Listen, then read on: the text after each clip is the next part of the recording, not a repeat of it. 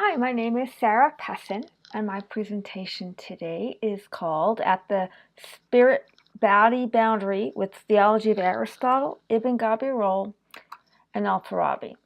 So what I want to do today is I want to look more closely at the boundary moment between spirit and body in these texts and thinkers. And in spite of the illustration that I've used here, I don't want to look at the human's role. I want to look rather at the precise relation of celestial matter and or terrestrial prime matter to the soul and or to the intellect, whatever these moments are that divide between spirit and body. And so in some thinkers, we might talk about a sort of important divide as it relates to the supralunar and sublunar, as we have the entry, as it were, of terrestrial materiality. In other contexts, we might think about more broadly the universe as a whole and its divide and boundary to the realm of spirit. So in these respects, I'm looking for boundary moments or skins or shells, and we'll see that language come up later, in whatever locution you want to think of it. But this is the thing I'm interested in, is how do we think about these exact, precise boundary razor's edges, as it were, between spirit and body. So what I want to try to look at today is in the Theology of Aristotle, I want to look at the idea that the soul is the last of the divine substances and the first of the natural substances. I want to look at the idea that the soul is the source of al-kalima al-fa'il, an active word, and in the way that it puts a kind of word in matter, and that soul shines forth or overflows as an active word in matter. I want to look also at Qashur al-Jawahir, this notion of shells of the substances in relationship to these boundary questions. Turning to Ibn Gabirol and the Fons Vitae, I want to look at nature being listed as the last of the spiritual substances. I want to look at his notion of simple spirituals, which includes a first matter in relation to lower matters, and in particular his notion of a spiritual corporeal matter. And in al-Farabi, in Perfect State, I want to look at emanations as substantifications, and as the entry of prime matter in a conversation about the supralunar and sublunar divide. I also want to look at a sort of moment, as it were, at which prime matter follows by necessity from something having to do with the celestial bodies, from the celestial matter. And to start all of this, I want to look at Plato's Timaeus.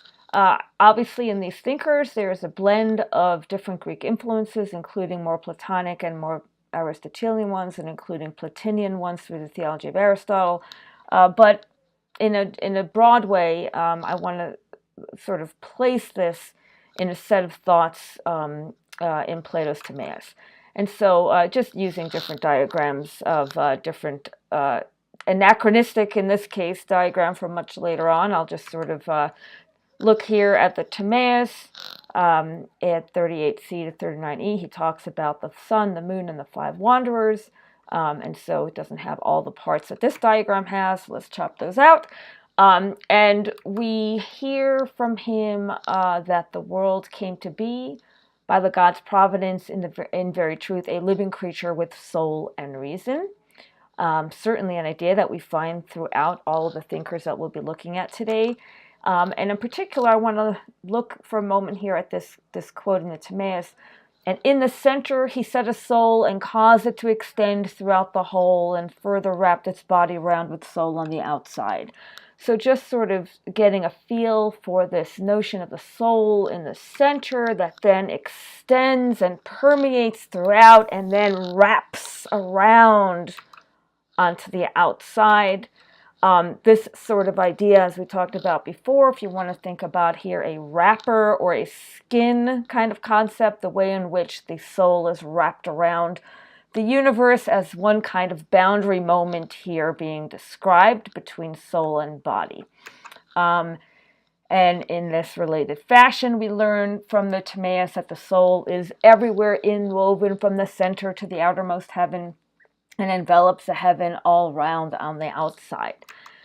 So again, as we're thinking about a spirit to body boundary moment, we here have a kind of sense of a skin or a rind that the soul is acting as. Turning to the Theology of Aristotle now, just using this sort of Timaeus backdrop as a way of seeing some of the energies, and then maybe, as we'll see shortly, seeing maybe some points where things disconnect a bit or push in different directions. We can see in the Theology of Aristotle, and here I'm not using these diagrams as some kind of special. This is not a diagram from the Theology of Aristotle, but I'm just sort of using the images here to kind of keep the diagram with the yellow in the background as a reminder about the Timaeus, and then just using this pink diagram from earlier on in our slides to just indicate the realm of these later thinkers that we're trying to sort of think through against some kind of a backdrop with a Platonic backdrop. So if we turn to the Theology of Aristotle, as we said earlier on, there are a couple of pieces that we want to look at. And let's start with this al-kalama al-fa'al, the active word, and the idea that soul is shining forth as a life that overflows. It shines forth and overflows a life that it puts into other things in the form of a word, which the words are later described as forms. So this is a very, very close conceptual mapping onto what we've just heard in the Timaeus about the sort of soul permeating and wrapping. And here in the Theology of Aristotle, the soul is overflowing as a life. And again, we saw from a bit ago that in the Timaeus, the soul is described as a kind of giving a livingness, a life to things that makes the world into a living creature. So we have this idea here in the Theology of Aristotle, again, of the soul overflowing a life or a word into the body of the world. And we might say starting with the heavens, since that's the sort of outermost perimeter. So again, in this respect, a very close connection, I think, in the spirit of what we've seen in the Timaeus. Turning now into the further notion in the Theology of Aristotle, Kashur al-Jawahir, shells of the substances. So in the context of Theology of Aristotle, potency is higher than act, and this can be seen in a number of ways, including that all three of God, intellect, and soul are said to create without toil and without reflection. So all of that kind of, the activity of mind even is seen as a kind of reflection, as a kind of activity. And the sort of realities of God, intellect, or soul are seen as in the spiritual realm as having a kind of pure potency that operates without that kind of act.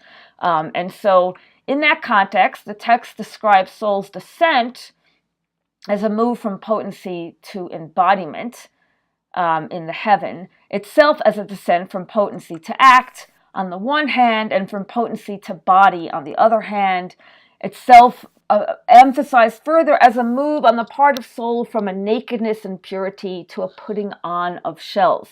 So this descent from potency to act is a descent from soul to body, is a descent from nakedness to a putting on of shells. And this idea of these shells, we're invited within this logic of potency over act to think of the universe itself as the embodiment of soul, as soul's putting on of outer vestments or shells or husks or skins. And so we can also find that slightly worded a bit differently, but it's all coming together, that the soul shines forth the forms, these active words which are trapped in shells. But again, this entire dynamic it is a downward descent of soul into body, which is seen here in terms of soul and the forms which it shines forth, being in these shells. And so again, we have this kind of boundary moment here in the Theology of Aristotle being put forth in these terms of the shells. So here we're going to note a few things. So first, while overall sharing a Timaean logic, the Theology of Aristotle also shows what we might think of as a reverse logic, where the Timaeus talks of the soul as the skin or the wrapper of the universe. In this respect, spirit is the skin of the body. The Theology of Aristotle here paints the universe as the skin or shell of soul, namely, it's what soul is made to put on in the descent. And so in this respect, we can speak of the body as the skin or shell of spirit. And in this regard, we might think of the heaven boundary as one boundary. To the extent that soul descends into heaven or into heavenly bodies, we have a boundary moment of one sort. And here in the other, in other Arabic Plotinus materials, we hear talk here of the rays coming from the soul upon the body, and the extent to which soul irradiates and illuminates the body, starting with sky, making it alive, radiant light, and full of virtues.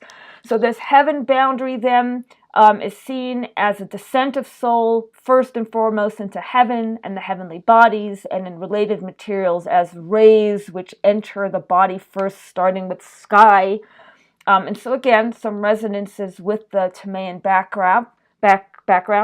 And then the earth boundary as perhaps this other moment in which we learn in the Theology of Aristotle also of this soul making the four elements, in as much as the soul operates as an active word, also particularly understood as an active natural word as it relates to souls giving rise to the terrestrial elements. So these are some of these boundary moments. This all requires much more thought, including the relationship with the other Arabic Plotinus materials and what is exactly the relationship between these different metaphors of spirit as skin of body and body as skin of spirit, and how exactly does the soul operate as the word? Is it in the heavenly boundary and the earthly boundary? What is the relationship between the nature of heaven and the nature of earth, in as much as soul manifests as an active natural word? So there's further to be said there. But that gives an overview that I want to give of some of what's going on at the boundary with Theology of Aristotle.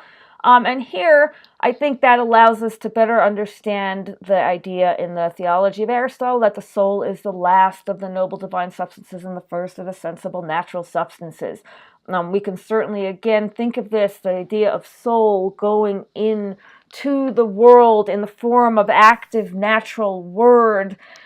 This, I think, gives us an understanding of what is meant here, that the soul is the first of the natural substances. It enters as natural word into what we might call the non-spiritual sense of nature.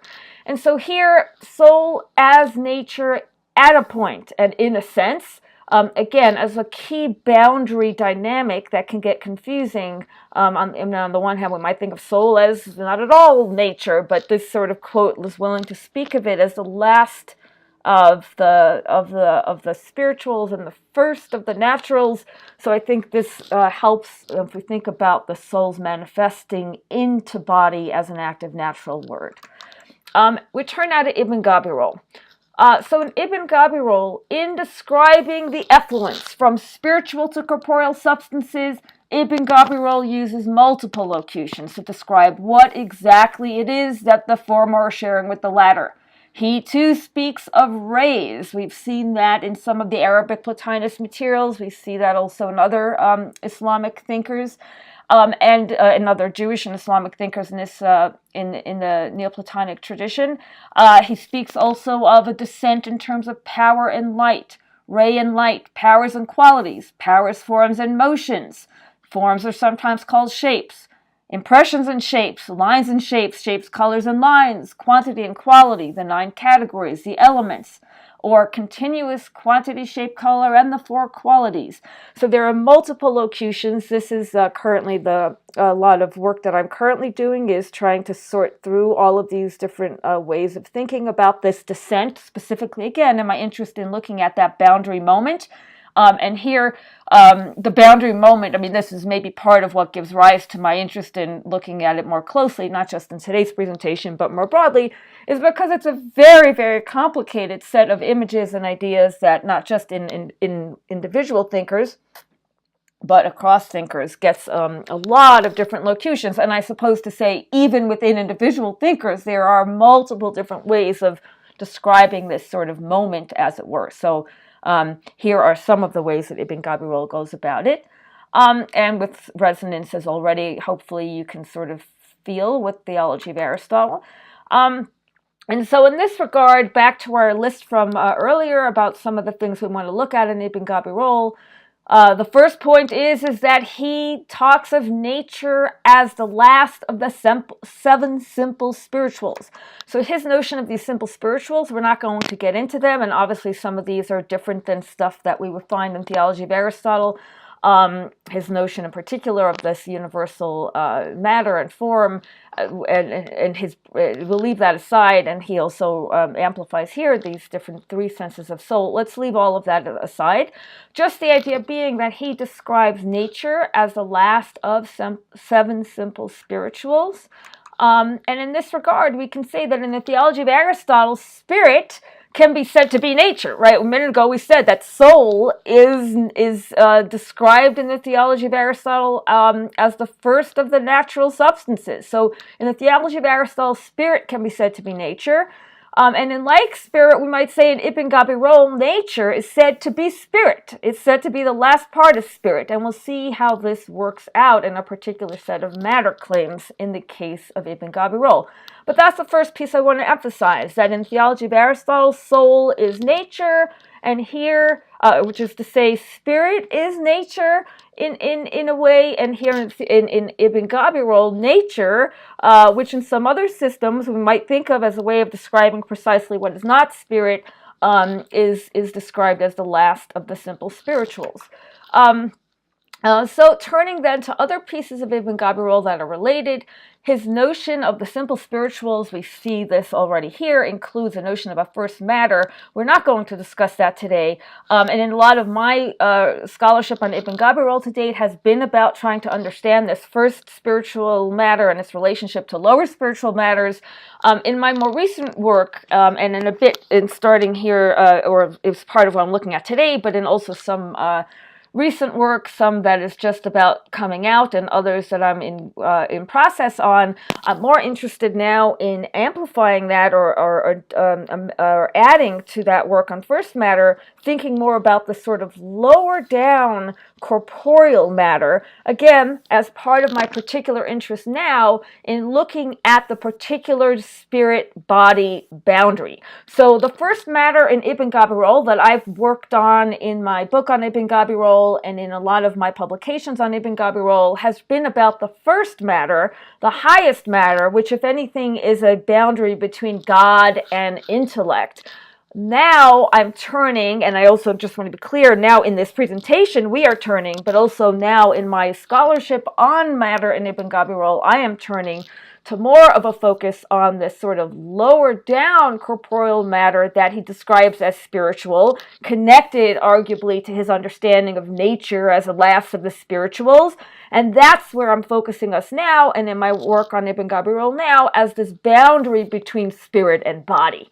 So just to be clear as to where we're at, this is a different kind of matter, this lower down kind of corporeal spiritual matter related to the idea of nature as a spiritual that is at the body-spirit or spirit-body boundary. And so here is a quote, for example, in the Fons Vitae. He says that corporeal substance is divided in two. One is the corporeal matter sustaining the forms of the qualities. The other is the spiritual matter that sustains corporeal form. He's here describing a corporeal substance in terms of two different divisions of corporeal matter and spiritual matter. The fact that he talks about corporeal substance, I'm about to speak of it in terms of a corporeal matter, which we can think of as corporeal matter and as spiritual matter, for reasons that I won't get into. I think that's fine because he uses the word substance and matter in various interchangeable ways based on certain parameters. But just to sort of take away what I want to take away from here for our purposes, in Ibn Gabirol, we've already seen nature is said to be spirit, and he as such, now I want to amplify with this quote, he as such identifies a corporeal matter that is spiritual, namely the prime matter that takes on corporeity to yield the non-spiritual corporeal matter prepared to take on other non-spiritual, celestial, and terrestrial forms. So this is again a set of moves at the boundary between spirit and embodiment. And in this respect, this subtle boundary moment in Ibn Gabirol between spirit and body can be seen as a multi-part story of matters, 3 iterations to be exact.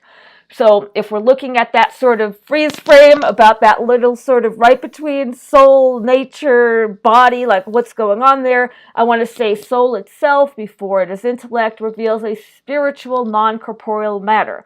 That is the kind of matter that's descended from the first spiritual matter that I've worked on more, and that is less of the topic that I want to focus on today. But at the very lowest part, when we move from the divine to intellect to the souls, we may speak here of a spiritual non-corporeal matter, and this is again an element of Ibn Gabirol that is part of his what I call his hylomorphic emanationism. So again, we have at the soul, as it's entering into nature and nature as in this sort of moment between soul and nature and body, at that sort of spirit to body boundary, we have first soul, which itself reveals a spiritual non-corporeal matter. From this we move to nature, the last of the spiritual symbols in terms of a spiritual corporeal matter, a prime matter ready to sustain corporeity in the categories. And with the onset of corporeity, we have a non-spiritual corporeal matter ready to take on shape, color, and other celestial and terrestrial forms. So if we now back out to sort of just thinking about the sort of a Timaeus backdrop that we had, and then just sort of this other diagram just meant to signal all of these other systems that are not Timaeus, but sort of moving forward to some other systems, and thinking in all of these about the spirit-to-body boundary, let's summarize where we're at so far.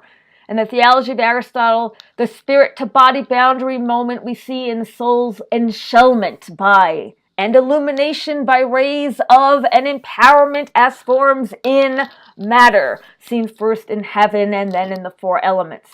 In Ibn Gabirol, we speak of a spirit-body boundary in soul's irradiation by rays manifest qua nature in a spiritual sense, and then nature in a corporeal sense. Or we may say of soul that it's self-imbued with a spiritual non-corporeal matter, that it irradiates downward into a spiritual corporeal matter that takes on the form of corporeity, quantity, which can then take on quality to yield non-spiritual corporeal matter, first celestial, then terrestrial. In this context, determinate shape and color arise as key boundaries, first in heaven, as these key spirit-body boundaries, because they indicate that sort of, once we've left spirit behind, shape and color are sort of those sort of indicators that we're, as it were, not in Kansas anymore, and seen first in heaven. So in this respect, and in spite of a largely non-Aristotelian tenure of the context, we can actually, just as an aside on color, we can quickly note that this seems to resonate with Aristotle's descenso on color as a limit to body. And there he cites also the Pythagoreans on color as a surface, or we may say surface limit of body. And also just very quickly, in Al-Kindi's, we can think about Al-Kindi's having 2 works on color. And even though he's very interested in optics, let's leave that aside. Peter Adamson has written really clearly on this, how Al-Kindi focuses, contra Aristotle and Alexander, on color as an occlusion or an impediment. And so this notion in the al-Kindi text contra an Aristotelian Alexander sense that X has color as a lack of transparency in terms of an obstruction from vision. So leaving these details aside, I just want to quickly note a possible conceptual connection here with the Ibn Gabirol, to the extent that we've seen that color emerges in Ibn Gabirol in a way that arguably the Timaeus time does, as signaling this sort of true boundary into the non-spiritual side of things. Again, with the details of al-Kindi's optics aside, Ibn Gabirol is not engaged at all in an optics account. It just seems of interest that color here in Ibn Gabirol does here function as a true side of occlusion, in the sense of marking the actual end, as it were, of spirit. So I see a connection there with al-Kindi, just in this conceptual idea that color is actually a moment of occlusion. In the case of al-Kindi, that's in a particular account of transparency in an optics. Here in Ibn Gabirol, at the conceptual level, that sort of color really marks that sort of not in Kansas anymore moment as we're thinking about the divide between spirit and body. And again, I think it's interesting that in Timaeus, time functions in that way. So that's further conversations needed on that. And I would also add just a quick aside that in al-Kindi, on the body that by nature brings color text, he does use the term al-unsur, and Ibn Gabirol uses that term in his discussion of higher matters. So again, there's obviously connections between Jewish and Islamic Neoplatonic context, in between common texts between al-Kindi and Ibn Gabirol, but I mentioned this just as all of this as a quick aside about the role of color in this sort of boundary conversation in Ibn Gabirol. So turning then further to al-Farabi, in Perfect State, I want to look at his discussion of prime matters coming from the celestial bodies.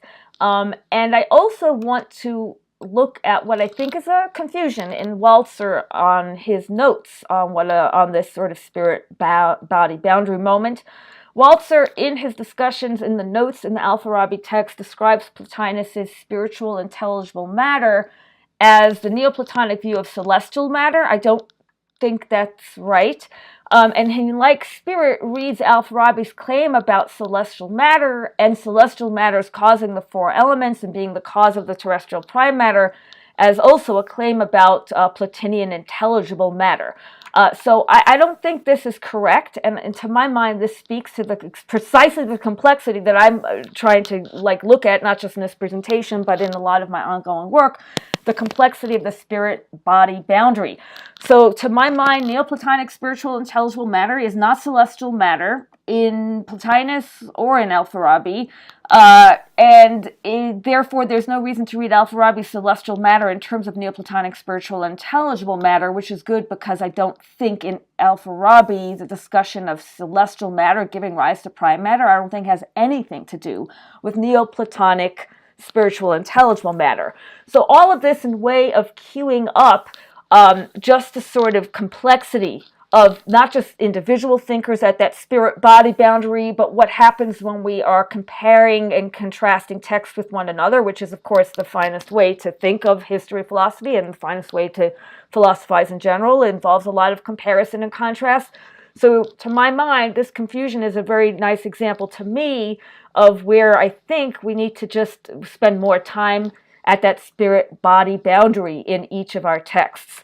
So in what follows, let's at least get a sense of the spirit-body boundary in al-Farabi, including looking at emanations as substantifications, and looking at the supralunar, sublunar divide, including the, as it were, birth of prime matter.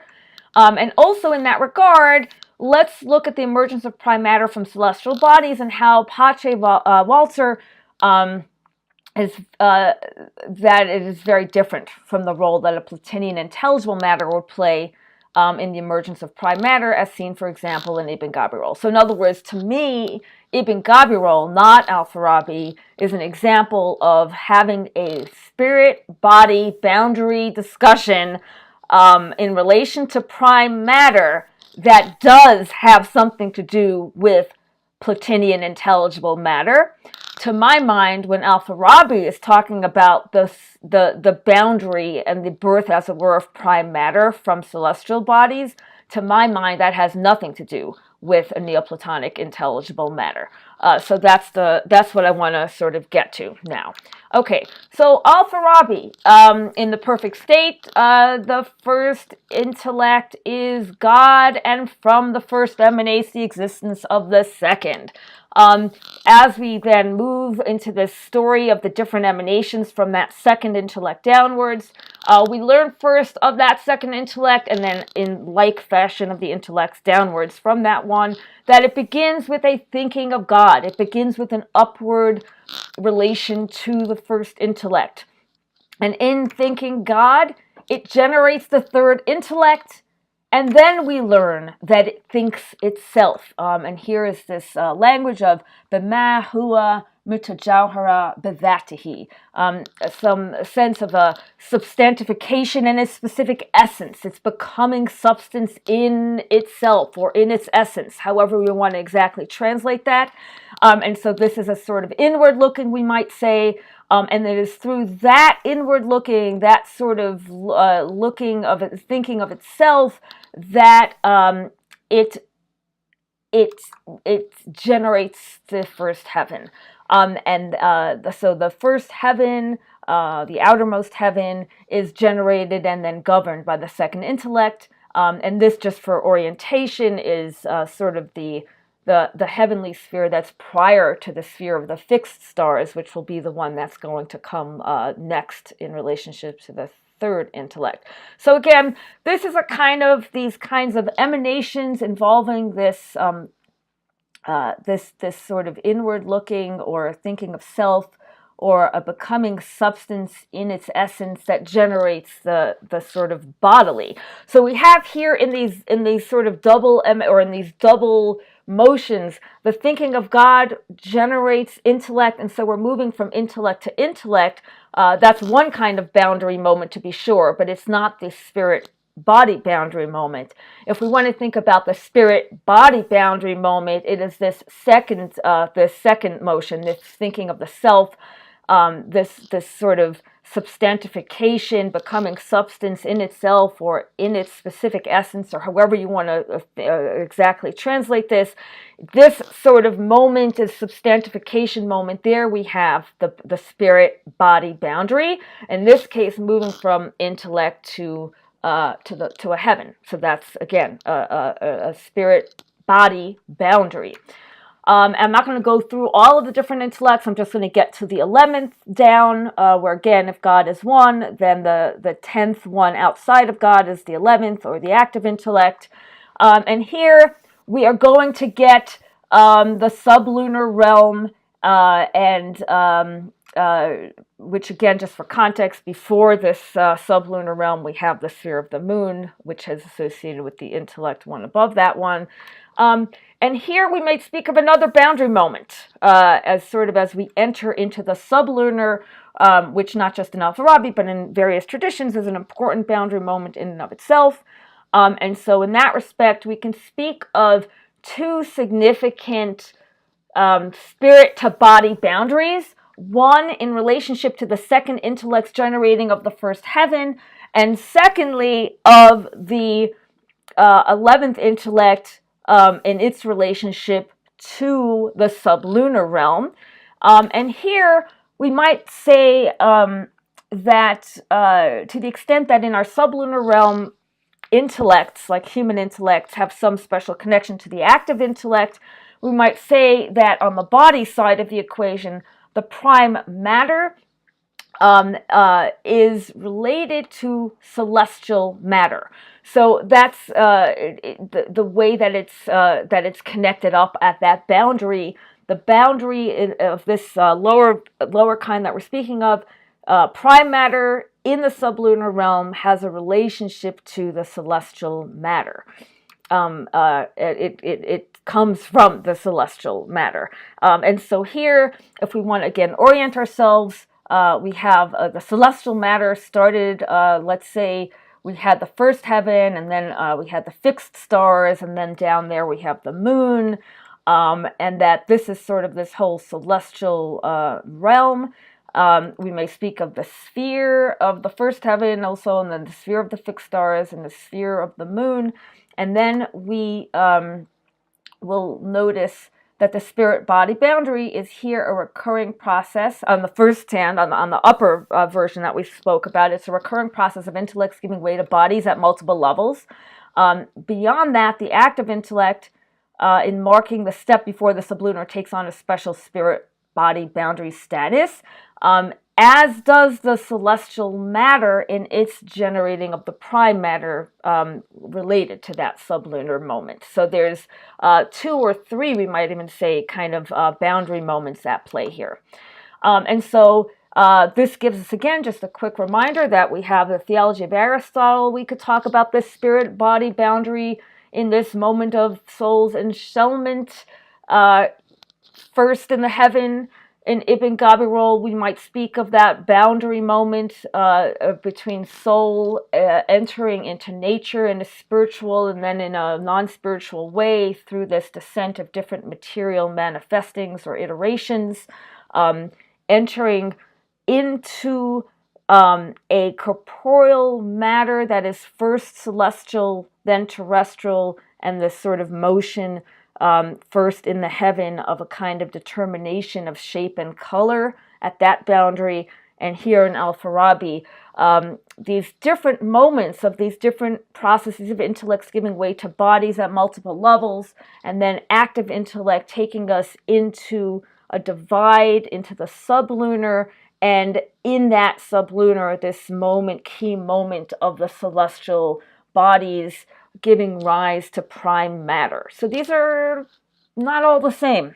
These have some points of overlap in concept and some points of difference in concept.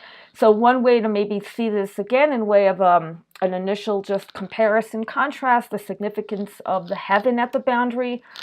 Heaven, in the Theology of Aristotle, we might say is soul's first body and shell and the first sight of her natural word in matter. For Ibn Gabirol, heaven is the first non-spiritual body and maybe we could say first sight of color and shape, marking the end of nature as spiritual simple, and the beginning of nature as the first manifesting of non-spiritual body. And in al-Farabi, heaven as the first body produced by an intellect. As we saw, the second intellect generates a heaven. And its matter, as we go further down in the intellects, there is these different elements of the heavens that are generated. The celestial matter then gives rise to prime matter. And while this marks a significant boundary, including the giving rise to prime matter, including giving way to a further significant boundary to the extent that prime matter is the entree to the terrestrial, we can say that heaven as a boundary is perhaps less significant than active intellect as a boundary to the sublunar, although, again, heaven does get some of the fanfare of the boundary to the extent that it's source of prime matter, which is a marker of the sublunar. So again, just thinking about in al-Farabi the different sort of spirit-body boundary markers and moments. And so let's return then to the al-Farabi point that we said before, and what we wanted to say was what I think is a confusion in the way that Walser describes Plotinus' spiritual, describes al-Farabi's celestial matter, and in particular to the extent that the celestial matter causes the 4 elements and is the cause of the prime matter. Walser connects this up, to my mind, in confusing ways with something to do with Plotinus' spiritual intelligible matter. And so I don't think that's correct. And so what follows, let's explain the birth of prime matter in al-Farabi versus in Ibn Gabirol to try to help show why Walser is incorrect to align Farabi's celestial matter with Neoplatonic spiritual intelligible matter. Again, in way of further reminding ourselves of just how complicated these spirit-to-body boundary moments are within and across texts. So we might say that for al-Farabi, prime matter is at the bottom. So here's one quote from him that, in speaking of the natural sublunary entities, inasmuch as they are made of matter and form, he says they are, quote, made in such a way that they have their most effective existences in the beginning and start from it and ascend step by step until they reach their ultimate perfection. So again, this notion of that prime matter is at the bottom and they're sort of working their way up. in like spirit. He says each of them is at first given its matter, by which its existence is in a remote state of potentiality. It is not in a state of actuality because it has been given only its prime matter, so it is constantly striving to obtain its form into which it substantifies itself. Then it rises up gradually until its form becomes present in it, through which it obtains its actual existence. So again, prime matter at the bottom, conceptually speaking, and it's sort of rising and up gradually in its perfection. And here, also in that context, he contrasts the intellects in the celestial spheres are sort of operate in the other direction, sort of from the top down. So as we saw moments ago, the intellects in the celestial spheres are such that the first place is given to the most excellent of them, namely second intellect among the non-God intellects and first heaven among the various celestial spheres. Whereas for the sublunar existence, it's the case that the least valuable of them is placed first, starting with the common prime matter and working up to the four elements and then the things made of the four elements. So again, all this in a way of just motivating a sense of prime matter, kind of like a pin cushion, is at the bottom. We have the addition of elemental forms. We then get the four elements. We then have bodies made up of the four elements, and then we have the powers of those bodies, etc.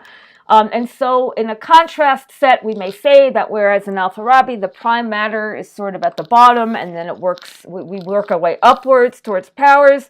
In the case of the other side of things, the spiritual realm and its relationship to the celestial realm of bodies, we have this sort of opposite dynamic that he wants to emphasize, in which we start from what is greatest and we work our way down. So in that context, it is, we said, something about the celestial bodies, their shared nature, let's say something to do with the celestial matter that gives rise to the prime matter.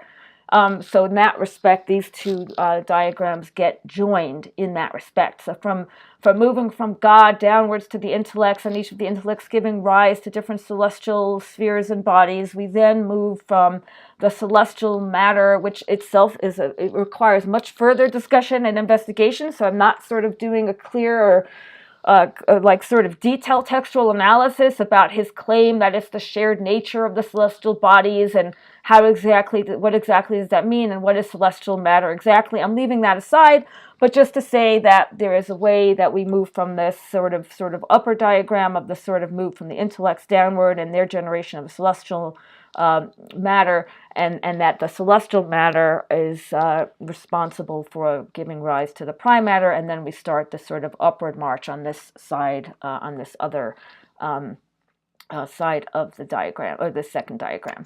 Okay, so quick again point of stepping back and comparing and contrasting. We may say again for Theology of Aristotle, the soul is said to manifest forms in matter, to yield heaven and other bodies. So can we say of soul as the origin of nature in Theology of Aristotle that it is the origin of matter, and that soul is the origin of matter first seen in heaven? So I'm not sure what to say on that, but that seems to be one way to put the Theology of Aristotle, birth of matter, as it were. So we could say that the soul gives rise to celestial bodies and prime matter. In Ibn Gabirol, we have something different. We have the lower prime matter comes from a higher spiritual matter. There is spiritual matter manifest in intellect. We didn't discuss that in today's presentation, but as I said, this is sort of the first materiality, and it's manifesting in intellect and then manifesting in soul. We haven't discussed that part in detail, but that's the sort of subject of most of my work to date on Ibn Gabirol, is trying to understand that sort of first highest matter into its manifestation, first into intellect and then in soul. But from today's conversation, we see that matter, that as it manifests in soul as a spiritual non-corporeal matter, then manifests as a spiritual corporeal matter. We might say a prime matter prepared to take on corporeity, and the 9 substances, that then manifests as a non-spiritual corporeal matter bounded by determinate shape and color. And so in this respect, we might speak in Ibn Gabirol of an upper first matter that then gives rise to spiritual matters in intellect and then in souls. and that gives rise to a prime matter ready to receive corporeity that then emerges as a body, a different matter, which is a non-spiritual corporeal matter that gives rise further iteration into a celestial matter and a terrestrial matter. So these are different stories of what we can call the birth of matter. All the different stories here in the Theology of Aristotle, I think we can say soul gives rise to the matter. In Ibn Gabirol, we can say that an upper matter gives rise eventually through a series of iterations into the lower matter, with the intermediary being this sort of prime matter, which is a spiritual corporeal manifesting a spiritual material moment ready to receive corporeity that then gives rise to the corporeal bodies and to the celestial and terrestrial matters. And then separately, we've seen in the al-Farabi here in the backdrop of a very different description of the story, ending with celestial matter, giving rise to a prime matter on the bottom, as it were.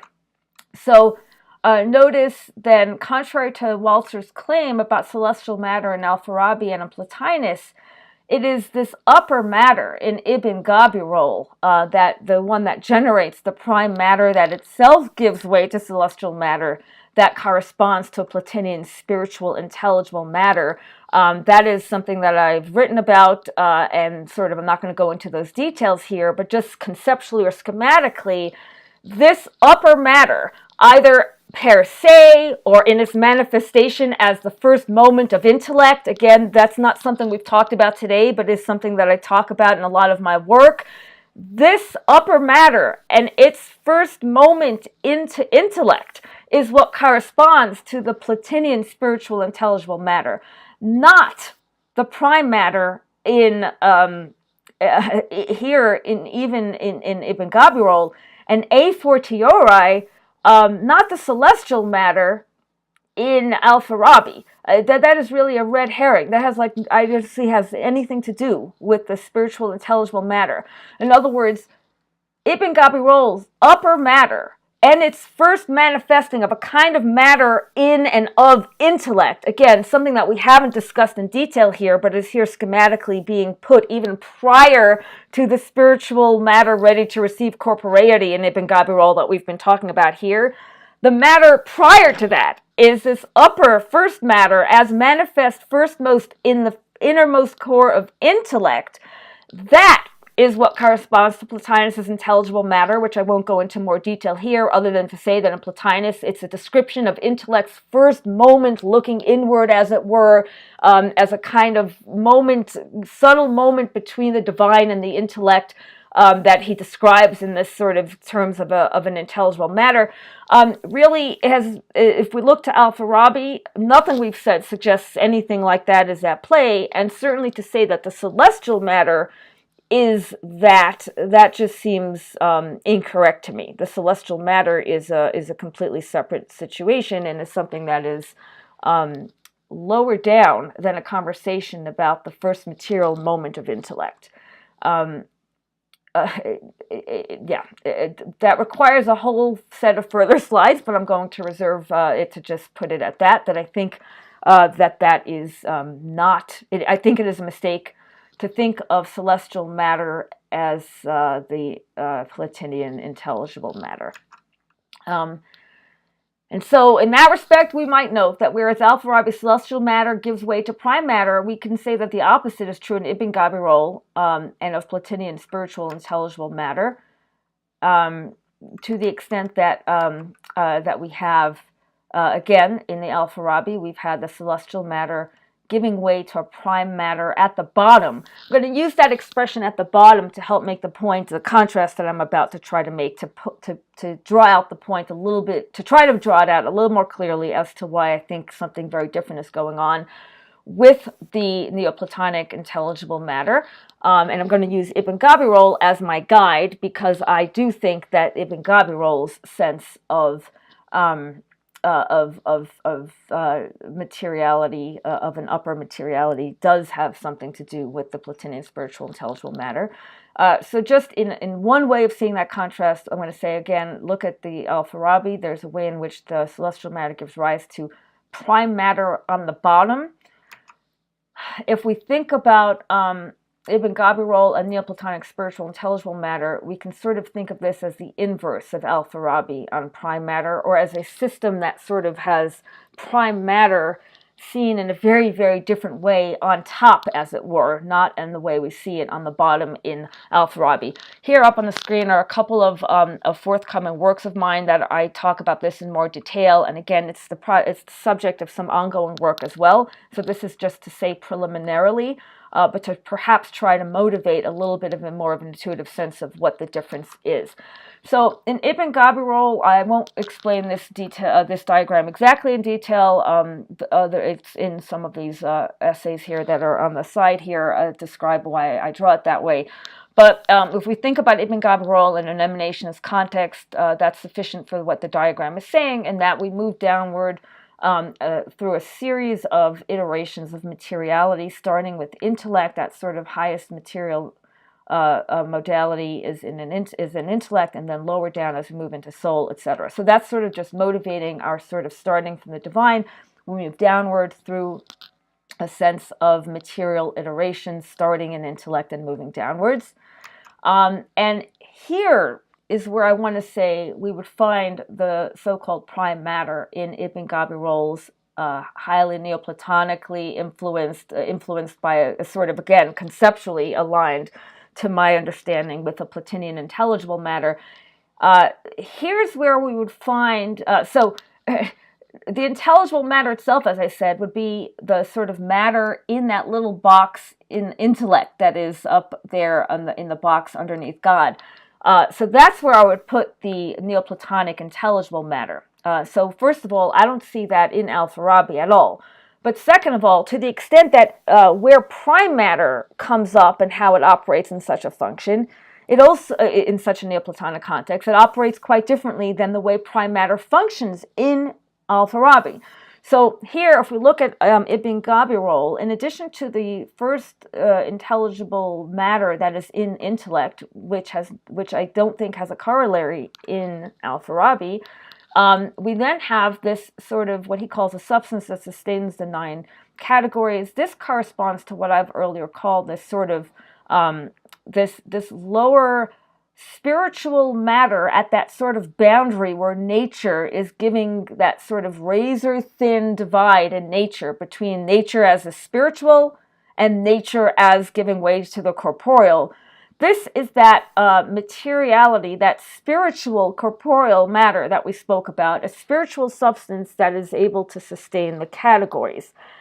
Notice then that it is coming down, as it were, from the first matter that itself gives rise to various matters in intellect and soul, and that is where this is coming from. It's not coming from celestial bodies, right? So that's the point that I want to emphasize. Whatever's going on in al-Farabi, first of all, does not, to my mind, have a material element of intellect the way we have here in this diagram for Ibn Gabirol, and in the way that I think signals the moment of conceptual connection to the Platinian intelligible matter. Furthermore, and relatedly, in al-Farabi, the claim that celestial bodies give rise to prime matter, that's all well and good. That is a completely different way, understanding of the birth of prime matter than what we have in this more thoroughly Platinian-inspired context in Ibn Gabirol. In Ibn Gabirol, we have the sense of this prime matter, the thing that sustains the 9 categories, is born of a first matter that itself has given rise to a series of spiritual non-corporeal matters in intellect and then in soul. Long story short, it is not born of celestial bodies. In this context, then, it takes on quantity. We can talk of it in terms of a corporeal matter or body that then takes on the categories quantity and quality, shape and color. I'm not sure exactly how to draw this, and there's different ways to talk about this, and where do we have the 9 categories and the 8 I say here. Let's just say, without even spending too much time, that the point here is that whatever's going on here, this then gives rise to the 4 elements. And this is where we have the entry of both celestial and terrestrial matter and bodies. So whatever is going on with this prime matter, the most important point for our presentation today is that it is certainly not arising from corporeal matter.